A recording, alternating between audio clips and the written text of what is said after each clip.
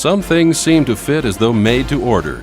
Such was the case with the P-38 Lockheed Lightning fighter aircraft, the 475th Fighter Group, and the Southwest Pacific area. We in the 475th felt very lucky indeed to have all three squadrons in the group equipped with the P-38. The aircraft has speed, range, and firepower, and lucky for some of us, had 2 engines.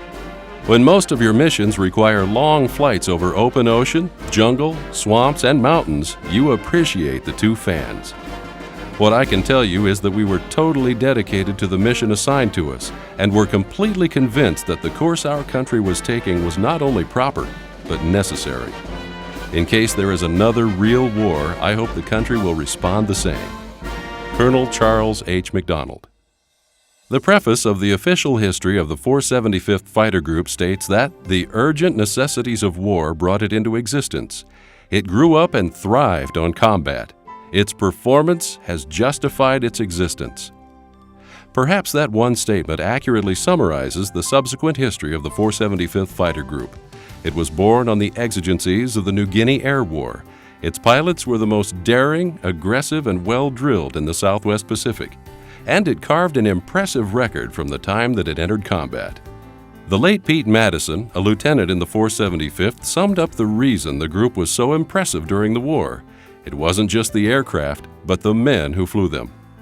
I think, frankly, I agree with Colonel McDonald that if the planes were interchanged between the Zeros and P-38s, the Americans still would have won.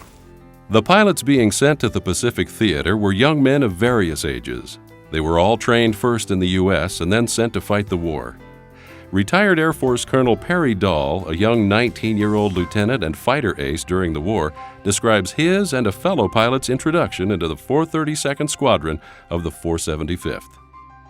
We reported to this commander, and he looked at Joe, and then he looked at me. You know, I'm all of 5'5", you know, and weighed 130 pounds or something, and Joe was all white-haired, and I looked like maybe 14 or 15. And his remarks, of course, were, "My God, they're sending us old men and kids." Once the young pilots were welcomed to the squadrons, they became part of the family. Lieutenant Thomas Sims still talks greatly about some of the people that he served with in the unit. It was such a new experience. You get over there and you know, there's absolutely nothing, and start living in a pup tent, or a 2-man tent, I guess it was, and then move to an 8-man tent with 4 people in it, and up off the ground where it's a little drier, and we had a lot of fun. We kidded around a bit, I guess. Sometimes some unusual people performed with the 475th. One special person showed up in July 1944 and flew with them through August of the same year. Colonel McDonald thought this unusual person was familiar to him, but he did not think it could be the person that stuck out in his mind. That person was Charles Lindbergh. Lindbergh taught the 475th members how to conserve fuel for long trips and accompanied them on many trips, showing them that his system worked. Lieutenant William Jekyll remembers having Lindbergh flying in his formation. Let's get his impression of this unusual man. Yes, I remember Lindbergh very well, so I couldn't believe it when we had Lindbergh there. And to say that, like for me, to say that you led the squadron with Lindbergh behind you, when you talk about most memorable occasions, that's probably the most memorable thing when you think of flying the P-38, is flying and knowing that Colonel Lindbergh is behind you somewhere in this flight, headed off to the Helma Harris or wherever we're going. Yes, most memorable. Like many families, the 475th had some very special family members. These members included the 2nd highest scoring ace, Thomas McGuire, and the 3rd highest, Colonel McDonald. Only Colonel McDonald lived to a ripe old age. Major McGuire met his fate over the Philippine Islands in 1945. Just 5 days prior to his death, CBS News came out to interview him. Here are just a few moments of that interview.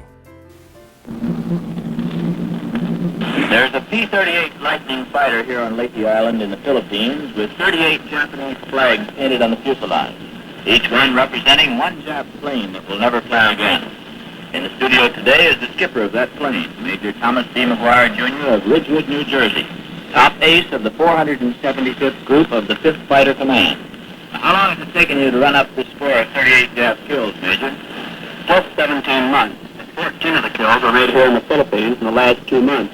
I got my first plane back in August of 43 on a mission to Wewak. I flown some 740 combat hours on 246 missions since coming out of the Southwest Pacific. You think they're coming easier now, Major? Not exactly that. Some days you run to lots of them and have good shooting. But on my last 2 missions over Manila, we didn't raise any. Hunting Japs is the most dangerous kind of hunting there is. And if you don't have good teamwork from your wingman, you are liable to be the dead front instead of the Japs. The teamwork has enabled our outfit, 475th, to run up a total of 520 Jap planes to date. Thank you, Major McGuire, and I hope you get a chance to run your own total up to 40 or 41 on your next trip against Japan. This is John Adams, now in the Philippines. I return you to CBS in New York. The 475th continued their fight in the Philippines through the spring and early summer of 1945. They finished the war on July 21, 1945, with 551 enemy aircraft destroyed in air-to-air combat, with the loss of only 56 P-38s. It was also the only fighter group formed from the outset exclusively with P-38s. Over a 2-month period from November through December of 1944, the 475th destroyed 169 enemy aircraft during the Philippines campaign for the loss of only 9 P-38s. The 475th built up a kill ratio throughout the entire war of 11-1. As time passes and the memory of this war fades, the men who gave their lives are yet remembered by the men they served beside. The skill and dedication of all the men of the 475th are remembered by the grateful nation whose liberty they helped preserve.